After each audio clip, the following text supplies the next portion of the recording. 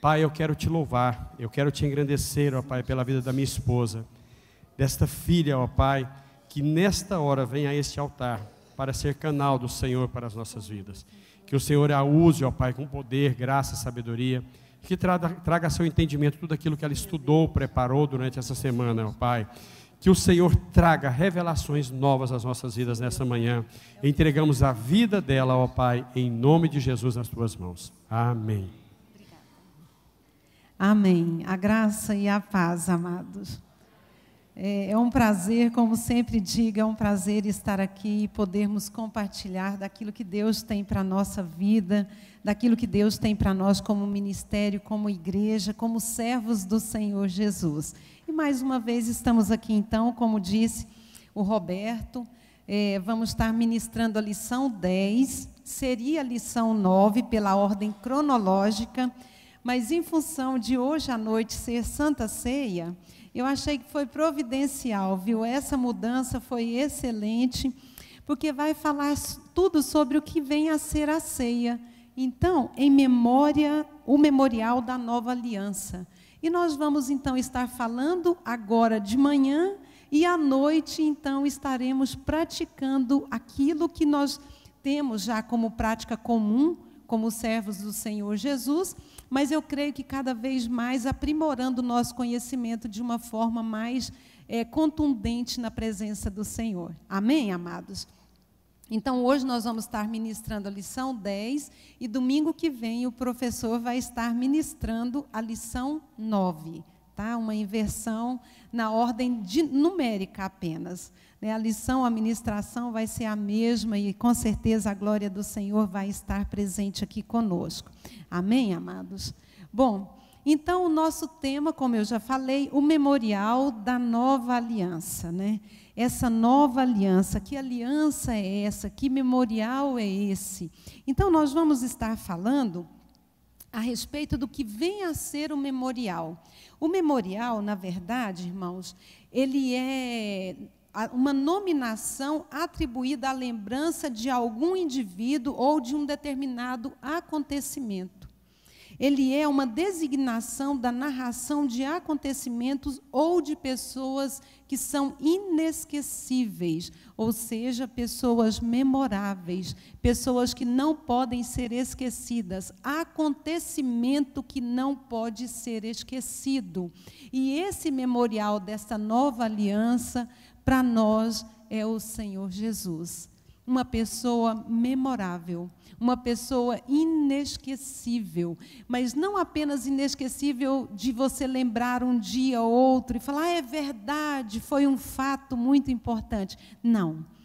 Esse memorial, ele é um memorial que nós vivemos dia a dia. Todos os dias nós celebramos esse memorial, o memorial, a lembrança de Cristo Jesus.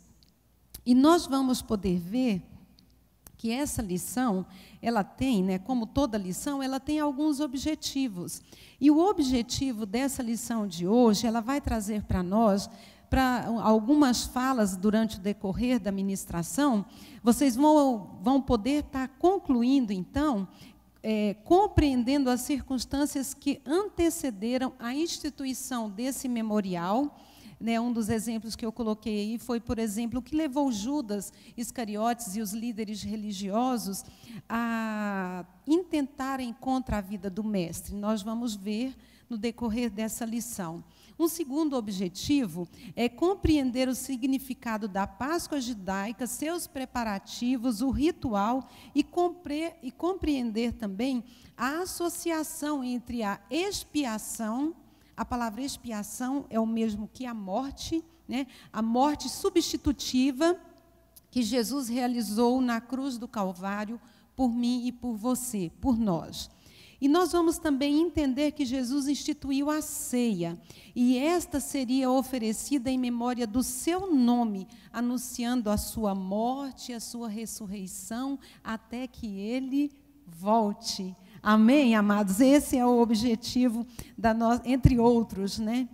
E nós podemos ver que Jesus, a começar do texto áureo, ele declara, no final do seu ministério, ele dá mais ênfase, ele começa a falar mais para os seus discípulos a respeito do final do cumprimento da profecia.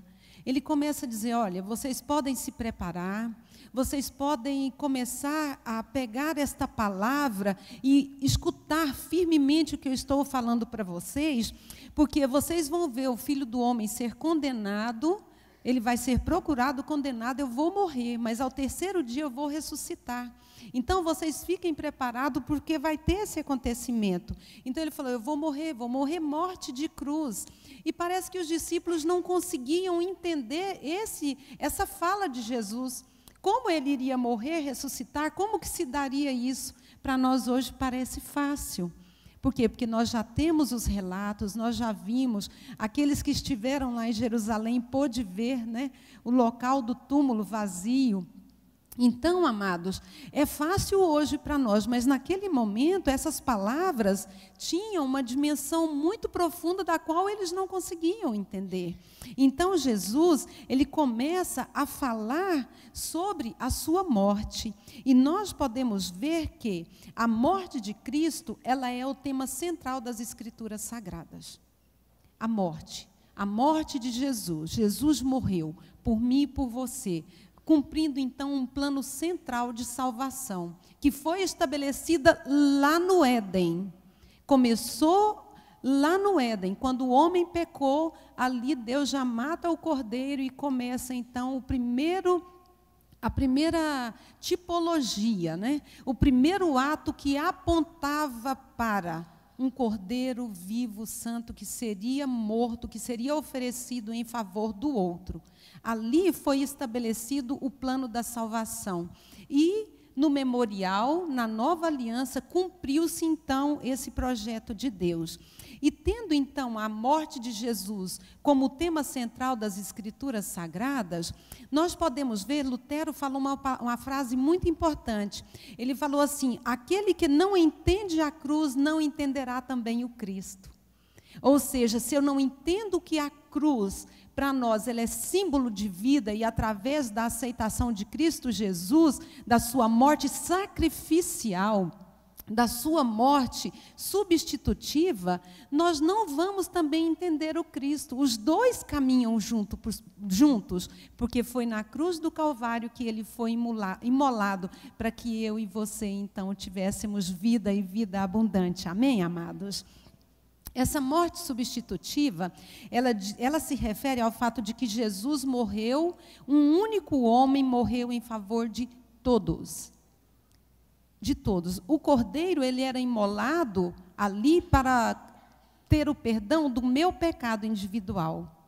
Jesus foi o Cordeiro Santo que foi oferecido, um cordeiro único, santo, verdadeiro, oferecido para que todo aquele que nele crê não pereça, mas tenha a vida eterna. Amém, amados? Assim fomos alcançados por Cristo Jesus.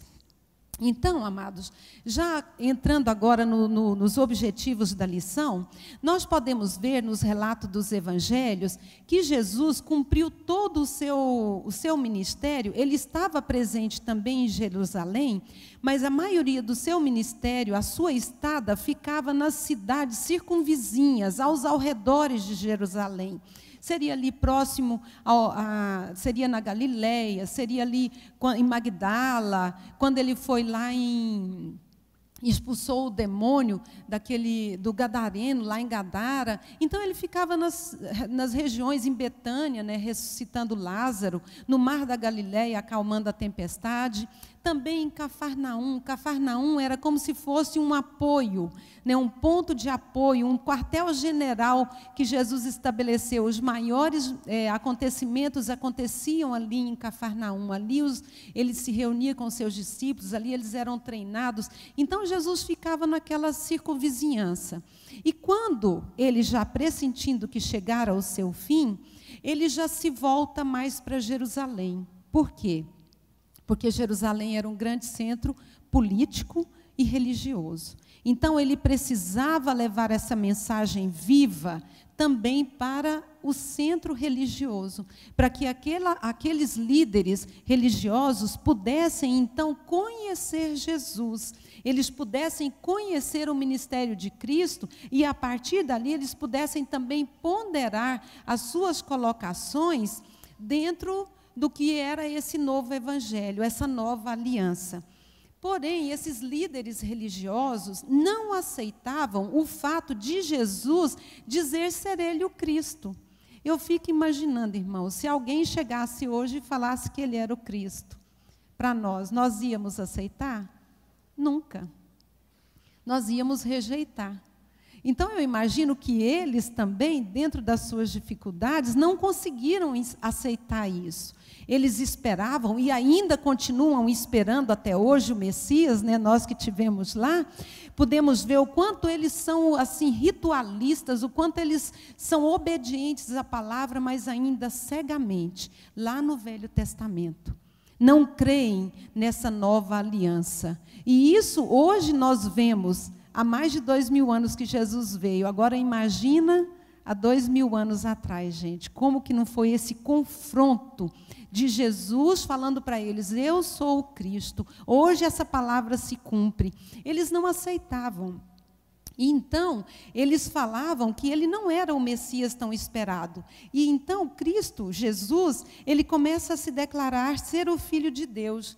E começa também a trazer uma nova visão libertadora às pessoas que estavam com ele. Ele começa a fazer um ministério do qual traz cada vez mais uma atitude antagônica entre os chefes religiosos, os fariseus, como eu coloquei aqui, os sacerdotes, os escribas, os fariseus, os saduceus e todas aquelas classes religiosas que regiam aquele tempo. Cada vez mais eles procuravam uma ocasião certa, não apenas para calar Jesus, não apenas para fazer esse Messias ficar quieto, mas eles queriam executar um projeto que fosse assim, cabal. Vamos matar o Messias. Então, eles procuraram, de todas as formas, executar esse projeto o mais rápido possível. Isso porque os ensinamentos de Jesus motivaram essa perseguição. Primeiro, as pregações que Jesus fazia a respeito desses líderes religiosos eram pregações assim extremamente confrontantes. Eram pregações que Jesus mostrava para a multidão, porque onde Jesus estava, gente, o nome Jesus era sinal, era o mesmo que multidão. Aonde Jesus estava, ele nunca estava sozinho. Era sempre acompanhado. Uma grande multidão o acompanhava. E então, ele vira para a multidão como um todo, e ali ele mostra a sua força e sua autoridade num discurso assim muito contundente que nós podemos observar em Mateus, no capítulo 23, quando ele diz assim, olha, gente, os fariseus e os demais religiosos, eles são hipócritas e interesseiros. Meu Deus, parece assim uma loucura, né? A gente vê ele, é uma reação muito dura. Jesus, ele era muito duro e direto com quem enganava o povo. Ele era gentil e misericordioso com aqueles que careciam de misericórdia, com os necessitados. Mas com aqueles que traziam um engano, que não amavam a Deus e que só queriam os primeiros lugares e que só queriam os favores do povo, Jesus não aceitava. Então Jesus fala para ele assim, olha, eles, na verdade, eles são mestres na lei que Moisés estabeleceu. Por isso, eu falo para vocês, vocês devem, de fato, seguir tudo o que eles estão dizendo para vocês. Tudo o que eles estão dizendo, vocês devem cumprir. Porém, não imite as ações deles. Ou seja, o contrário daquilo que nós vivemos aqui hoje. Aqui, nós sempre falamos, aqui como igreja, como ministério, corpo vivo do Senhor na face da terra, nós falamos que nós só podemos falar aquilo que vivemos. E nós só vivemos aquilo que falamos. Todos nós que subimos aqui temos essa responsabilidade de falar aquilo que vivemos e vivermos aquilo que falamos, aquilo que pregamos. Porque primeiro essa palavra, ela tem que primeiro ser vida para mim. Ela primeiro tem que ser verdade na minha vida. Ou então, irmãos, de nada adiantaria essa palavra. Nós estaríamos sendo como esses doutores da lei, ótimos para ensinar, mas não dignos de ser exemplo para os demais. E aqui nós somos exemplos, sim. Procuramos ser, não somos perfeitos, mas procuramos ser diante de Deus, então, esse exemplo. Então, Jesus continua falando para eles, para a multidão: olha, não imitem as ações deles. Pelo contrário, o que eles falam, vocês devem seguir, sim, mas o exemplo deles não. Porque eles não falam aquilo que vivem, não vivem o que fala. Então, nesse discurso, Jesus começa a instruir as pessoas no sentido de elas mesmas procurarem as palavras, a conhecer a palavra de Deus. Jesus começa a instituir dentro de cada um de nós o desejo de ter essa palavra e procurar seguir. O contrário de que a maioria de todos os relatos que nós temos da história como um todo, é que todas as igrejas que surgiram, elas queriam ser detentora desta palavra. Só eu tenho a palavra, só eu sei a palavra, ninguém mais tem. Então fica fechado só naquele grupo de pessoas. E Jesus está dizendo assim: eu trouxe vida. Eu trago para vocês uma nova aliança, da qual vocês têm a oportunidade de me conhecer e conhecer essa palavra. Não viva debaixo do jugo, não viva debaixo da escravidão, libertem-se. Então, essas pregações de Jesus foi mostrando autoridade, reconhecimento e notoriedade diante do povo. E foi trazendo uma certa dúvida nas classes dominadoras. Então, eles tinham que executar esse plano o mais rápido possível. Um outro fato muito importante também foi os testemunhos das curas e dos milagres que Jesus operava. Jesus curou um paralítico no sábado, né, no dia que não podia, ainda mandou tomar a sua cama e vai embora, ou seja, ele estava trabalhando, carregando uma cama no dia de sábado. Quem deu aquela autorização? Quem deu, se ele pode ou não pode, eu não sei. Eu sei que eu era aleijado e agora não sou mais. Eu era doente e agora não sou. Eu era oprimida e agora eu sou livre. Então, amados, as pessoas começaram a ter uma visão diferente. E isso colocava em risco a posição dos sacerdotes. E aí, outro fato muito importante também foi a ressurreição de Lázaro. A ressurreição de Lázaro, irmãos, foi algo assim muito, muito forte pelo fato de que Lázaro já estava morto há 4 dias. Uma aldeia inteira, uma cidade inteira acompanhou a doença de Lázaro, a morte de Lázaro, o sepultamento, o choro das irmãs, acompanhou aquelas irmãs durante 4 dias e lá vem Jesus e ressuscita Lázaro. E agora, gente? Um milagre tão grande que não tinha como contestar, não tinha como abafar aquele acontecimento. Não tinha como dizer, isso não é real, isso não foi verdade. Não era um pequeno grupo de pessoas, era uma cidade. Aí não tinha mais como. Então, esses testemunhos e a autoridade com que Jesus expulsava os demônios, expulsou os cambistas lá de dentro do pátio do templo. Gente, isso tudo foi trazendo sobre os sacerdotes uma forma de que eles fizessem o mais rápido possível um plano para poder tirar, então, Jesus de cena. E, então, eles contaram com uma pessoa extremamente conhecida do mestre, alguém que o conhecia. Jesus era um cidadão comum, ele estava no meio da multidão, e muitos poderiam confundir, qual dos 12 é o Cristo? Né? Qual deles? Então, precisava de fato de alguém que conhecesse ele para dizer, é ele. Ele é o Cristo. Então, eles contaram com a ajuda de um personagem extremamente importante, conhecido, que estava junto com o mestre, que conhecia o mestre de perto, Judas Iscariotes. E nós vamos ver posteriormente como foi essa ação de Judas, o resultado dela. E quando eles estão tramando a respeito de como matar Jesus, já estava chegando próximo a Páscoa, já era o dia da festa dos pães asmos, e então os discípulos chegam para Jesus e falam para ele assim: mestre, onde é que você quer que nós preparemos a ceia para você? Onde? Onde nós vamos celebrar então a última ceia? Para eles não era a última, né? Eles não entendiam que era a última ceia. Onde nós vamos preparar essa Páscoa? Mais uma Páscoa que nós vamos passar junto. Onde nós vamos preparar? Então Jesus diz: olha, vá mais adiante. Eles estavam vindo de Betânia, indo para Jerusalém, e falou: ó, vá adiante, procure um certo homem. A Bíblia não relata qual é o nome desse homem. Possivelmente, os estudiosos, eles falam que seja a casa de Maria, mãe de João Marcos. João Marcos, o escritor do livro de Marcos. Então, que relata minuciosamente também os feitos do Senhor Jesus.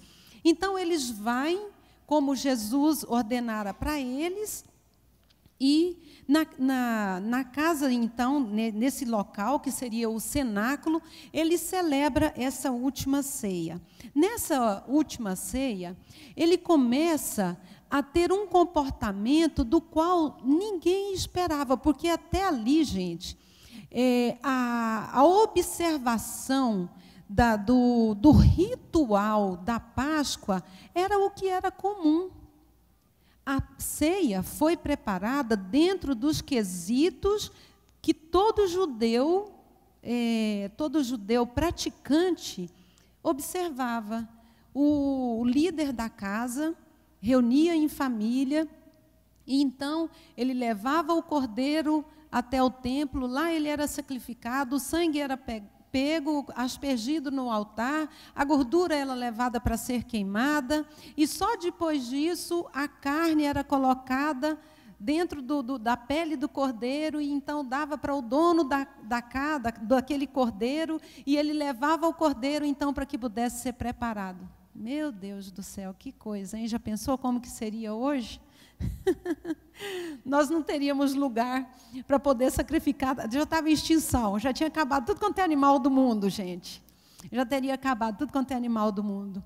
Então, aquele ritual todo, ele apontava para Cristo. Ele apontava para um que assumiria a forma daquele cordeiro, só porque seria diferente. Ele seria imolado, e a partir daquele momento todos os que aceitassem a ele teria vida. E não apenas uma vida cotidiana, mas a vida eterna em Cristo Jesus. E então a ceia foi preparada dentro desse ritual. Jesus, ele cumpriu o ritual. Ele obedecia a lei. Tanto é que ele falou para os líderes religiosos, ele falou para os líderes e para a multidão: vocês têm que obedecer o que eles falam. O que eles falam, eles são doutores mesmo, mas não são capazes de aplicar na sua vida. E ali na ceia ele cumpriu todo o ritual. E durante aquele ritual que aconteceu ali, o que ele fez? Ele tomou o pão, que foi o que nós falamos, que foi a nossa leitura de sala de aula. Ele toma o pão e ele dá graças a Deus. Em cada vez que era oferecido a ceia, era passado 3 vezes a taça, o cálice com vinho, onde todos participavam. Primeiro o pão, né, era passado por 3 vezes, depois o cálice por 3 vezes, e entre eles intercalada a oração. Então tinha todo um ritual que era celebrado a Páscoa. Eles fizeram muito bem marcados para que não esquecessem o que significava aquela Páscoa. Que significado tinha aquilo? Aquela Páscoa, aquela celebração, ela era, na verdade, celebrada como um memorial como um memorial que foi estabelecido por Moisés lá no Egito, onde o cordeiro deveria de ser sacrificado, as famílias deveriam de ser reunidas, e o sangue do cordeiro deveria de ser passado no umbral das portas. A casa que tivesse o sangue do cordeiro no umbral das portas, o anjo da morte passaria, porém não entraria, não mataria o primogênito. Lá já foi apontando para a vida, era a morte de um cordeiro apontando para a vida que estaria sendo guardada, as vidas que estariam sendo guardadas dentro daquela casa, dentro daquela família onde tinha a marca do sangue de Jesus. Você tem a marca do sangue de Jesus aí, meu irmão? Amém? A sua casa tem a marca do sangue de Jesus? Amém, amados? O anjo da morte está passando, ele passa mesmo. Mas a grande diferença está, se nós temos o sangue de Jesus sobre as nossas vidas, se nós aceitamos, a palavra de Deus diz que aqueles que são de Deus, o diabo, o mal não o toca. Amém? Amém, amados? E a Páscoa também, ela era para celebrar a saída do povo do Egito. Então, ali o Senhor Jesus estava dizendo, olha, a partir desse momento, eu não quero que seja apenas um ritual, eu não quero que seja apenas a lembrança do que o povo saiu do Egito, eu não quero que seja apenas a lembrança do sangue no umbral das portas, do livramento da morte. Não, a partir desse momento, a partir desta ceia, eu estou dizendo a vocês que eu sou o Cordeiro de Deus. Eu sou o Cordeiro de Deus. Então ele pega o pão, dá graças e reparte entre os discípulos. Ali naquela última ceia, ele diz, olha, esse é o meu corpo que vai ser entregue por vocês. E tomou o pão e repartiu entre os discípulos. Da mesma forma, ele pega o vinho e fala o cálice e diz, olha, este cálice vem para selar essa nova aliança. Uma nova aliança eu estou estabelecendo aqui agora com vocês. Isso aqui é símbolo do meu sangue que vai ser derramado na cruz do Calvário por vocês. E eles comiam e bebiam, mas não entendiam o que de fato era aquela ação. Como que pode? O que é o sangue e o corpo de Cristo? Eu não estou comendo o corpo dele, eu não estou bebendo o sangue dele, ele está vivo, está junto comigo, eu não ranquei um pedaço dele. Mas ele estava dizendo, olha, o pão representa. Aí vem a ceia, nós temos dois elementos extremamente importantes, o pão e o vinho. Né? Nós cremos, irmãos, na consubstanciação. Consubstanciação é a representação, o pão representa o corpo e o vinho representa o sangue.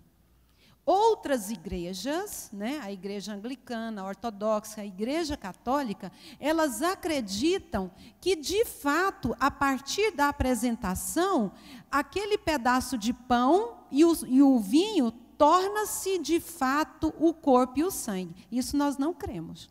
Senão nós estaríamos matando Jesus de novo, vai. Ele estabeleceu de uma vez por todas. É uma vez única, acabou, não tem que matar mais o Cristo. O pedaço de pão não transforma no corpo. Primeiro que não tem nem jeito, né? Como que vai um corpo morto transformar-se num vivo? Não, é pela fé? Poderia ser pela fé? Poderia. Pela fé nós tomamos, pela fé, mas não crendo como eles creem. Isso aqui é um pedaço do corpo de Cristo. Isso aqui é o sangue de Cristo. Não. Isso chama-se transubstanciação. Transubstanciação é além da substância, é a transformação da substância. Nós não cremos. Nós cremos, como Jesus falou, fazei isso em memória de mim. Em memória. Fazei isso lembrando o sacrifício que eu fiz para você. Então, chama-se consubstanciação. Isso sim nós cremos. Cremos na presença de Jesus através da ministração da ceia, mas não na transformação da substância. Então, nessa última ceia, irmãos, o Senhor Jesus, ali naquele momento, ele ensinando os seus discípulos, ele fala sobre a traição de novo, ele falou sobre a sua morte, a sua ressurreição, ele fala que vai ter um entre eles que vai traí-lo, aí todos começam, Senhor, por acaso sou eu? Senhor, por acaso sou eu? E ele vai ouvindo cada um, e ele diz, aquele a quem eu pegar o bocado molhado, esse é o que vai me trair. Então, ali Judas próprio chega para ele e diz assim: Senhor, por acaso sou eu? Aí Jesus diz: você mesmo diz, e já pega o bocado molhado e dá para ele. Ali naquele momento, irmão, se você observar, talvez a figura aí não ficou tão boa, mas depois essa aula ela vai para a internet, se vocês quiserem ver. Eu achei interessante essa figura, porque aqui a gente pode ver que tem 11 sentados à mesa com ele. E tem uma sombra lá atrás, não sei se está dando para vocês ver, tem uma sombra aqui atrás, ó, que já está saindo aqui na porta. Essa sombra já é Judas. É Judas saindo. E eu acho que o autor, quando pintou essa tela, ele foi extremamente assim, inspirado por Deus, porque olha o que diz a palavra do Senhor em João 13, verso 2. E acabada a ceia, tendo o diabo posto no coração de Judas Iscariotes, filho de Simão, que o traíra, que traíra o nosso mestre. Então, Judas, ele já tinha estado com os sacerdotes, o diabo coloca no coração dele e ele deixa, assim que acaba a ceia, Jesus acaba de falar com ele, Jesus lavou os pés dos discípulos, lavou os pés de Judas também. E ali ele sai e vai executar o plano que o diabo colocou no coração dele. O diabo colocou no coração dele. Daí a importância de nós guardarmos o nosso coração. O Provérbios fala: sobre tudo que se deve guardar, guarda, pois, o teu coração, porque dele procede as saídas da vida. E se eu não guardar meu coração, irmão, o que é que vai sair? Me conta. É o que, irmão? É morte mesmo. É morte, é caveirinha, lagartixa e tudo mais, não é assim? Quando fala, né, que não pode falar as palavras. Então é isso que vai sair, se nós não guardarmos o nosso coração. Judas não guardou o seu coração. Qualquer um outro poderia ter traído Judas. Convinha que se cumprisse a palavra. Tinha que se cumprir. Era bíblico que se cumprisse. Não precisava de ser ele, poderia ser qualquer um. Mas ele não guardou o seu coração no Senhor, ele se permitiu. E Judas, ele ocupava um cargo importante. Judas foi um dos primeiros a unir-se ao mestre. Judas era uma pessoa que tinha muito entendimento. E por ser essa pessoa mais esclarecida, ele foi o que ficou responsável pela finança. E normalmente o responsável pelas finanças de uma empresa, da casa, é uma pessoa de confiança, não é verdade? É uma pessoa que você deposita confiança nele. Jesus depositou a confiança nele, mesmo sabendo que ele o trairia. Mas Deus deixou a oportunidade de que ele se arrependesse, como Pedro fez.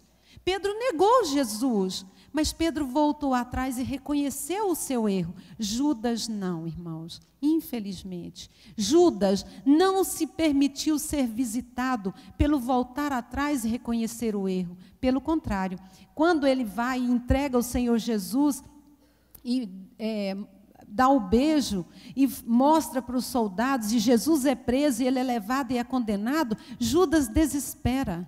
Ele pega o dinheiro, que era pouco na época, não era muito, era 30 moedas de prata. 30 moedas de prata era o preço que uma pessoa recebia ao entregar um escravo fugitivo. A um escravo que era procurado. Nossa, achei um escravo.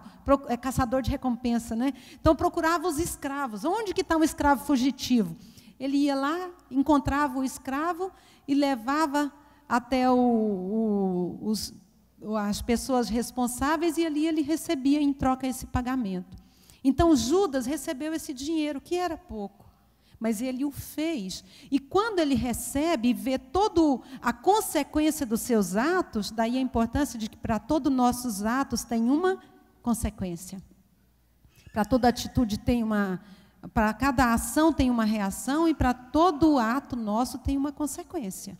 Então, amados, Judas corre lá e devolve o dinheiro para os sacerdotes. Ele diz: olha, toma esse dinheiro aqui eu não posso ficar com ele. Os sacerdotes disseram: se você não pode ficar com ele, muito menos nós. Muito menos nós. A igreja da época não podia receber dinheiro de sangue. E aquele dinheiro era dinheiro de sangue. Por quê? Porque custou a morte de alguém. Então, nem como oferta eles não poderiam receber. Judas desespera, joga o dinheiro no pé dos sacerdotes. Os sacerdotes, não tendo o que fazer com aquele dinheiro, pegou o dinheiro, entraram num consenso, compraram um terreno chamado Campo de Sangue, que existe até hoje, nós passamos lá, né, um local assim parado, que ninguém nem gosta dele, né, fake só. Então, meu Deus, como que é o dinheiro amaldiçoado, né? Local que comprou com aquele dinheiro, ninguém quer. Era para sepultar os estrangeiros. Os não-judeus eram sepultados ali naquele local. Então, serviu de cemitério. E Judas foi correndo e se enforcou numa figueira. Para ele foi a morte.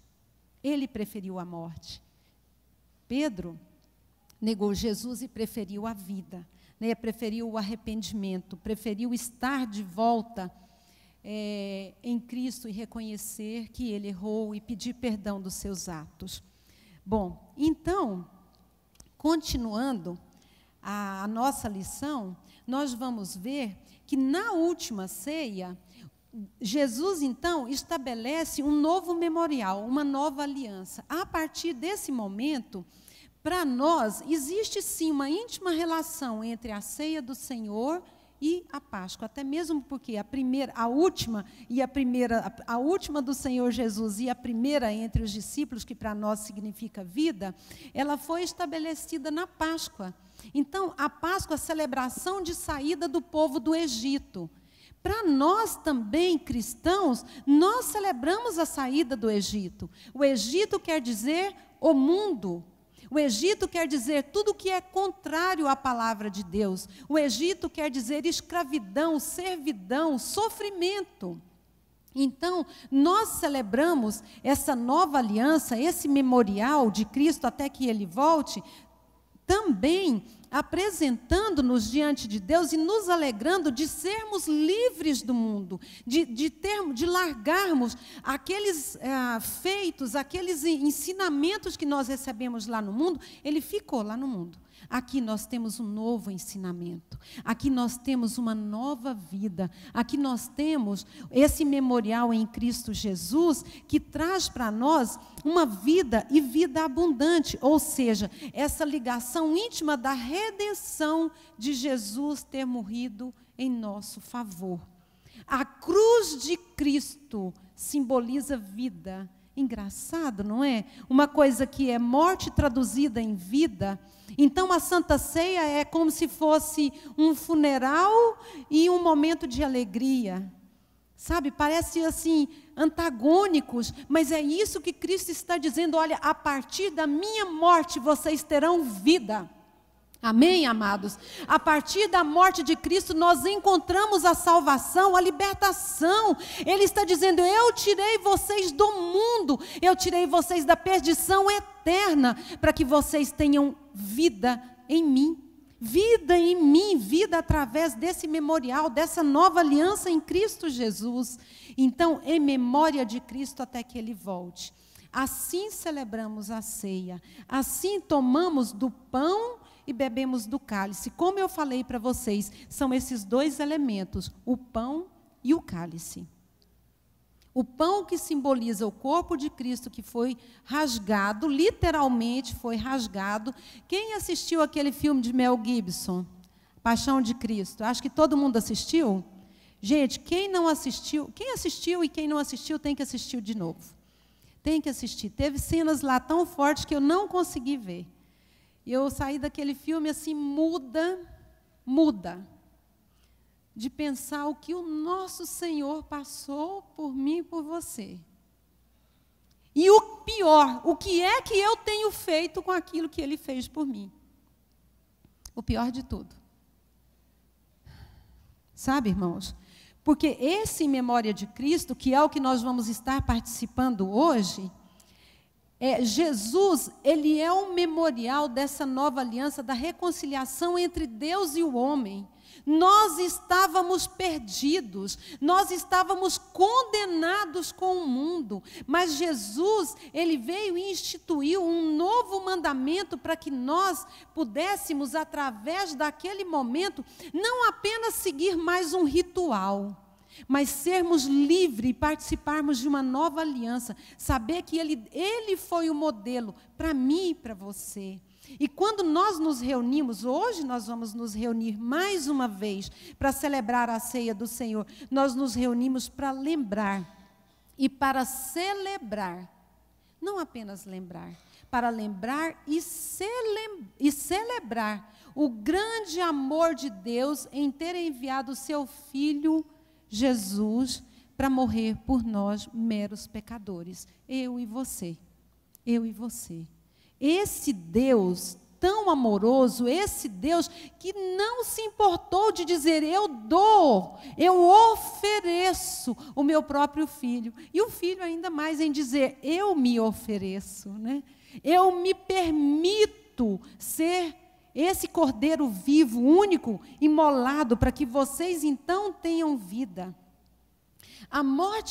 A partir da morte de Jesus, Ele fez valer uma nova aliança, um novo pacto. Nele os nossos pecados são perdoados. Só através dele, gente, só através dele nós temos a vida eterna. Não tem em nenhum outro, é só a partir dele, e é em memória dele. E eu gostaria de que nós estivéssemos agora fazendo uma observação que está escrito em 1 Coríntios 11. Parece muitas pessoas já sabem de cor até, que vai falar sobre a ceia do Senhor. Mas eu gostaria de falar de uma forma mais própria a respeito do que é que Paulo está falando sobre a ceia. E o pastor Salmo, quando ele começa a ler, e todos os pastores, quando começa a ler, ele começa lá no verso 23, quando Paulo falando assim, o que eu recebi do Senhor também vos ensinei, que o Senhor Jesus na noite que foi traído, tomou o pão e tendo dado graça. É verdade, para a ceia começa aí. A ceia começa aqui, mas quando nós vamos ter um ensinamento, nós vamos ver por que Paulo está falando sobre a ceia.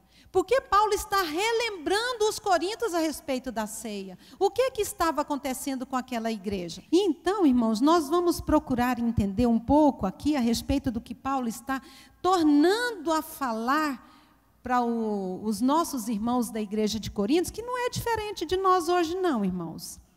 O que nós vamos estar lendo aqui, algumas exortações que Paulo faz, começa no verso 17. Quem tem, por favor, abram as suas Bíblias. Os internautas têm as Bíblias do celular, né? Mas o bom é a Bíblia mesmo, porque se o celular acabar a bateria, você ficou sem Bíblia. Então, esse aqui, ó, não tem jeito de perder. Então, meninos, mas quem não tem, pelo menos use, né? Vale, de alguma forma está sendo válida. Começa no verso 17, 1 Coríntios 11, a partir do verso 17. Olha só como ele começa a dizer. Nas instruções que vou dar a vocês, eu não posso elogiá-los, pois as suas reuniões de adoração fazem mais mal do que bem. Para começar, me contaram que nessas reuniões há grupo de pessoas que estão brigando, e eu até em parte creio que isso seja verdade. Não há dúvida de que é preciso haver divisões entre vocês para que fique bem claro quem são os certos e quem são os errados. Quando vocês se reúnem, na verdade, vocês não estão tomando a ceia do Senhor, que vocês comem. Eles estavam apenas comendo, como que engolindo aquela ceia. Na hora de comer, cada um trata de comer a sua própria refeição. Assim, uns comem demais, enquanto outros ficam com fome. Uns bebem demais até ficar bêbados e outros não. Aí ele pergunta, por acaso vocês não têm casa própria onde vocês possam comer e beber? Ou será que vocês preferem desprezar a igreja de Deus e envergonhar, ou também envergonhar aqueles que são pobres? O que vocês esperam que eu fale de vocês? Vocês esperam que eu os elogie? É claro que eu não vou elogiá-los. Meu Deus, que surra que ele começa dando nesse povo. E essa é uma surra que eu e você também precisamos. Nós precisamos observar essa ceia aqui, porque o próprio Paulo diz, isso não é ceia. A ceia do Senhor começa no versículo 23. E até isso aqui, eles estavam cumprindo um ritual. Apenas um ritual de ir lá e se esbanjarem, comer até arrebentar. Tinha um local lá específico onde eles iam. Gente, eu fiquei horrorizada. O guia mostrou para nós, né, que aquele local era um local muito grande, aberto, e eles comiam tanto, e aquele era como se fosse um quarto específico, onde eles iam, sabe para quê? Para vomitar a comida que tinha comido demais. Então, Paulo falou assim, vocês estão desprezando a igreja de Deus, vocês estão envergonhando também aqueles que nada têm. Começavam a fazer grupo rival. Eu formo aqui uma mesa excelente, mostro que eu tenho muito poder. E o meu irmão que não tem nada, ele vai chegar, ele era escravo, ele era empregado. Então ele tinha que esperar arrumar a casa, o senhor dele dispensar, e quando ele chegava na igreja não tinha mais comida. E ele dizia, é problema dele, não é meu, quem mandou ele ser pobre não sou eu. Entendeu? Ou seja, aquilo, Paulo está dizendo, e era a pregação de Jesus também, o que arde no olho do meu irmão, arde no meu olho também, meu irmão. Para nós não tem essa de pimenta no olho do vizinho é refresco, não. Pimenta no olho do irmão é refresco, não é não. Se caiu pimenta no olho dele, vai doer e vai doer em mim também. A palavra de Deus diz, assim como quereis que os homens vos façam, fazei vós primeiro. Fazei vós primeiro.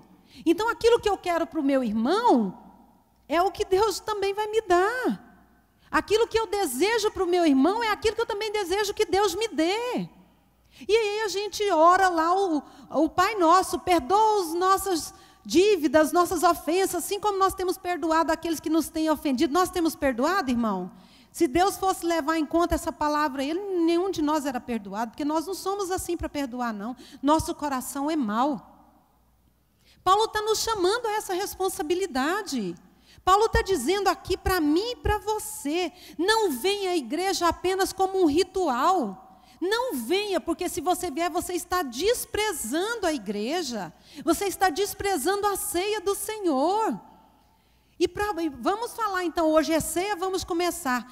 Hoje a ceia, gente, lota, abarrota. Cadê os nossos irmãos nos outros dias da semana? Cadê?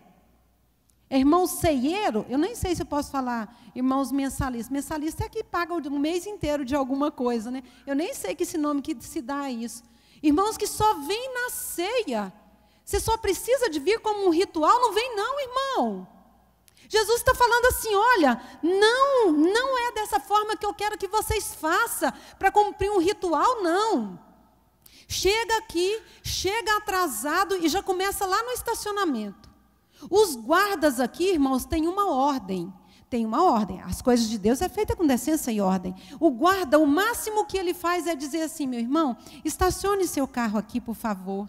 Tem irmãos que chegam aqui, irmãos, mas briga com os guardas no estacionamento, que um dia eu fiquei pasma. Sabe assim, eu não fiquei amarela, não, eu fiquei bege, roxa, vermelha, de ver um irmão nosso que troca o cálice comigo e com você. Falar horrores para o guarda está cumprindo ordens da direção da igreja. Se você não concorda, traga a solução para a direção da igreja. Traga, vem aqui, vamos falar. Gente que chega aqui e fala assim, que horror, essa igreja não tem lugar para eu, meu marido e meus 4 filhos sentar.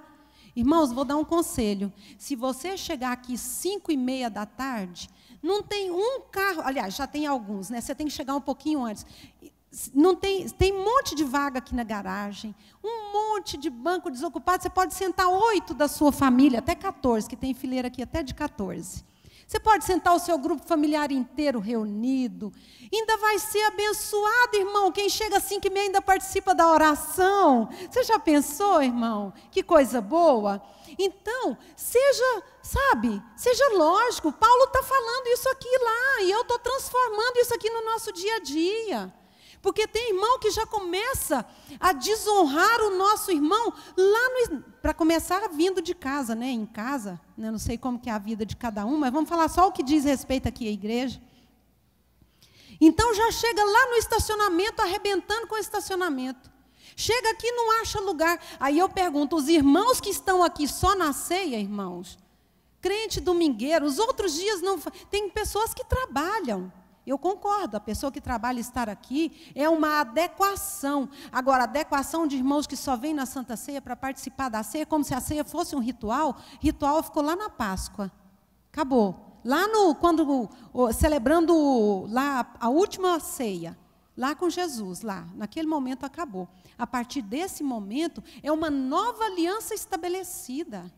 É uma nova forma que nós temos de cear, não mais como um ritual, não mais trazendo vergonha ao corpo de Cristo, não mais desonrando a Cristo ou envergonhando os nossos irmãos. Para nós aqui não tem diferença alguma. Se o irmão é mais ou é menos, não tem distinção, irmãos. Aqui todos nós somos iguais. Não tem preferencialismo aqui de forma alguma. Não tem. Aqui todos nós somos iguais, até mesmo porque Deus não trata ninguém com desigualdade. Amém, amados? Então, do porteiro ao púlpito, do guarda do estacionamento ao púlpito, aqui, ó, todo mundo é igual diante de Deus. E diante dos nossos olhos também. Se você feriu um dos nossos irmãos, feriu a nós também. Feriu a nós também. Então, irmãos, é essa consciência que Jesus está nos dizendo e que Paulo nos chama essa atenção. E ele diz, vocês acham que eu vou elogiar vocês? Não vou não, de jeito nenhum. Não vou fazer isso, porque eu estaria sendo contrário ao que Cristo fala para nós fazermos. E aí ele continua, porque é o que eu recebi do Senhor e também vos ensinei. O Senhor Jesus, na noite que foi traído, tomou o pão e deu graças, e depois o partiu e disse, isto é o meu corpo que é entregue por vós. E por semelhante modo também, depois de cear, tomou o cálice e disse, este é o cálice da nova aliança. Nova, irmão, nova alegria, tudo que é novo é bom. Tudo que é novo é de celebração. Ele está dizendo, é uma nova aliança feita por Deus com o seu povo. Você é povo de Deus, irmão? Amém? Então você está debaixo dessa nova aliança. E essa aliança, ela é garantida pelo meu sangue. Cada vez que vocês beberem desse cálice, façam isso em memória de mim, em memória de Cristo, de maneira que cada um de vocês comem deste pão e bebem deste cálice, vocês estão anunciando a morte do Senhor até que Ele venha. Até que Ele venha, nós vamos estar aqui celebrando. E aí Paulo continua, volta uma outra advertência. Olha só, ele apresentou um problema. No verso 17, vocês estão agindo errado. O que eu recebi, eu ensino para vocês. Mas a palavra de Deus, ela não é para trazer a condenação. Ela mostra o caminho, a saída, a salvação. E ele diz assim, por isso, aquele que come do pão do Senhor e bebe do seu cálice de modo a ofender a honra do Senhor, está pecando contra o corpo e o sangue do Senhor. Portanto, é necessário que cada um examine-se a si mesmo. Cada um examine a sua própria consciência. Ele não está condenando aqui. Ele não está condenando, ele está falando, examina. Olha para dentro de você. O que é que você vai encontrar quando nós vamos fazer uma autoanálise? Só coisas lindas? Só coisas boas? Não. Nós vamos encontrar coisas feias dentro de nós. E Paulo está dizendo assim, examina. Pede perdão, volte atrás. O examinar não é para você não participar da ceia, não. Paulo está falando aqui, examine-se a si mesmo e então coma do pão e beba do cálice. Ceia é celebração, é comunhão. Ceia é o momento em que eu vou dizer, eu estou em comunhão com Deus e estou em comunhão com o meu irmão. Se por acaso eu não estou em comunhão com Deus, eu vou pedir perdão a Deus. E se eu não estou em comunhão com o meu irmão, eu vou pedir perdão para o meu irmão. Ali naquela hora, porque a partir do momento que eu peço perdão, eu estou em comunhão. E é uma prática que eu sempre tenho. Nós temos, né, meu bem, nós e os nossos filhos. Quando era pequena a gente fazia isso, embora, gente, o perdão a gente deva fazer todos os dias, porque a Bíblia diz, não deixe o sol se pôr sobre a sua ira, sobre o seu pecado, sobre a sua falta de perdão. Ela é necessária todo dia, a todo momento, mas nós sempre estabelecemos um costume. Nós sempre, ao vir para a igreja, nós já tínhamos sempre feito o pedido de perdão toda vez que for necessário, mas quando a gente está vindo para a igreja, quando a gente era os 4, os meninos eram pequenos, vinha todo mundo junto, a gente começava. O Roberto começava, meu bem, teve alguma coisa que eu te magoei, que eu te entristeci, que eu te feri? Você me perdoa? Não é hora de justificar. Você me perdoa? Sim, meu bem, eu te perdoo. Ele terminou de pedir perdão para mim. Ele pede para cada um dos meus filhos. E depois eu peço perdão para ele. E cada um vai liberando o perdão, literalmente, individualmente. Depois eu peço perdão para ele e peço perdão também para os meus filhos individualmente. Se teve alguma coisa, que seja perdoada ali naquela hora, irmão. Depois podemos falar a respeito do assunto, se alguma coisa não ficou bem resolvida, podemos voltar e conversar. Mas ali já ficou estabelecido o perdão. Que seja de exemplo também para vocês. Isso é uma forma de nos guardarmos. E quando nós agora que os filhos adultos, então a gente não vem mais juntos.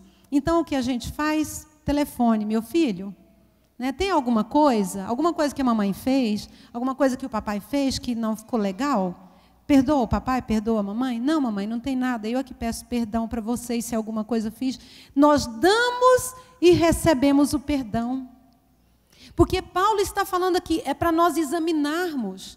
Examina, olha para dentro de você, veja se tem dentro de você alguma coisa que te impede, para que você então possa tomar, sem ser culpado, do corpo e do sangue de Jesus. Porque ele fala aqui no verso 30, é por isso que há entre vós muitos fracos, doentes e muitos que dormem, muitos que já morreram, muitos que estão aqui junto conosco, mas que não tem mais a presença de Deus, que não tem mais o vigor, a alegria, é um morto-vivo. Você troca o cálice com ele aqui quando nós vamos cear e trocamos o cálice. Meu irmão, é através deste cálice que eu posso te chamar de meu irmão. Amém. Amém. Irmão, cadê a vida? Cadê a alegria? É um momento de celebração. A ceia do Senhor é cura. A ceia do Senhor é nós falando assim, olha, vale, tem validade. Tem validade. A ceia que o Senhor Jesus instituiu, portanto, ela é uma proclamação, irmãos. Uma proclamação do sacrifício que ele fez, mas também apontando para uma esperança. Para uma esperança, irmão. Que esperança é essa que eu e você temos?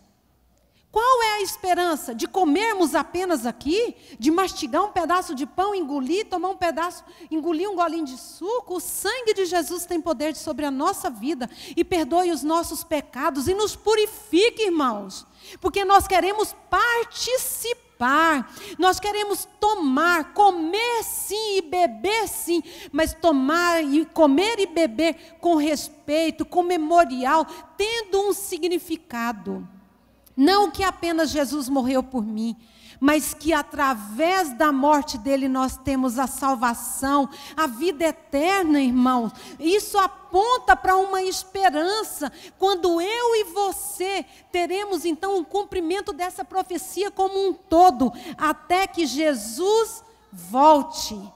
Glória a Deus, irmãos, nós estamos aqui preparando até que Jesus volte. Hoje na Santa Ceia, os obreiros tudo ordenados, vocês veem como são ordenados os obreiros aqui, os grupos, cada um sabe o seu lugar. Isso não é um ritual não, irmãos. Isso é reverência. É reverência ao que nós vamos participar. E o servente da ceia, quando ele chega para você e ele vai dizendo: tomai e comei, este é o meu corpo que é partido por vós. Ouça como se fosse o próprio Cristo lá na última ceia dizendo isso para você, irmão. Faça valer isso. Não tome em pecado, não tome brigado, não tome com dissensão. Não, irmão. Olhe para dentro de você, reconheça os seus erros. Olhe para dentro de você, peça perdão a Deus e assim tome, participe, mas participe trazendo vida. Vida. Vida em abundância. E não como Paulo está falando, aquele que come indignamente, come e bebe para a sua própria condenação. Por quê? Porque não está sabendo se colocar do lado certo. O examinar-se a si mesmo, ele te coloca no lugar certo. Ele te coloca em ver que você está errado. Não para você apontar o erro do outro, mas é individual. É eu me coloco diante de Deus e faço uma autoanálise para que nós possamos fazer valer esse sacrifício vivo, único diante de Deus. Que hoje, ao participarmos da ceia, irmãos, ao tomarmos do pão e do cálice, nós possamos de fato lembrar desse memorial. O memorial da nova aliança, estabelecida por Jesus na cruz do Calvário, para que eu e você tivéssemos vida eterna e não condenação eterna, porque ele continua falando, fala, olha, aqueles que continuarem assim, Jesus está dando a oportunidade para você consertar, para não ser condenado com o mundo. Então volta, a igreja é lugar de reconcílio, é reconciliação, é volta ao estado original, é estar em Deus, é estar com Deus. Eu gostaria que cada um de nós nos colocássemos em pé. Eu sei que os filhos já chegaram, a música é rápida, e eu vou pedir que vocês ouçam essa música e vejam de que forma vocês estão preparados para receber a ceia do Senhor. Até que Ele volte, Jesus, o Cordeiro Santo, que foi oferecido na cruz do Calvário por mim e por você, o Cordeiro único, o sacrifício único. Hoje, ao você tomar do pão e do cálice, você vai olhar para si e ver de que forma você está pegando, como a igreja de Corinto, ou como o próprio Senhor Jesus estabeleceu. É você, não é nós que vamos julgar. Não é aqui um local de julgamento. Aqui é um local de reconciliação. Aqui é um local onde eu e você podemos olhar para dentro de nós e dizer: Deus, perdão, eu pequei, eu errei, mas através do sangue de Jesus eu tenho vida e vida abundante. Através do sangue de Jesus, eu vou participar da ceia, celebrando a comunhão entre os irmãos, celebrando vida, celebrando a unidade do corpo de Cristo, celebrando eternamente em Cristo Jesus. Ao ouvir essa música, meninos, vejam como Deus está falando com você. Cristo levou sobre si as nossas dores, Ele levou sobre si as nossas transgressões, o castigo que nos traz a paz estava sobre Ele, e por suas chagas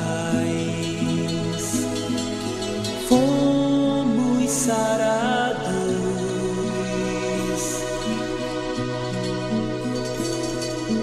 Ele tomou sobre si as nossas maldições. Ele sofreu para que tivéssemos perdão.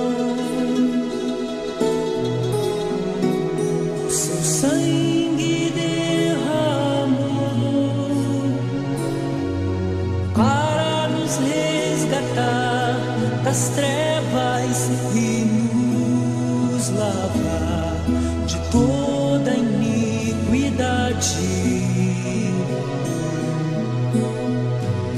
Jesus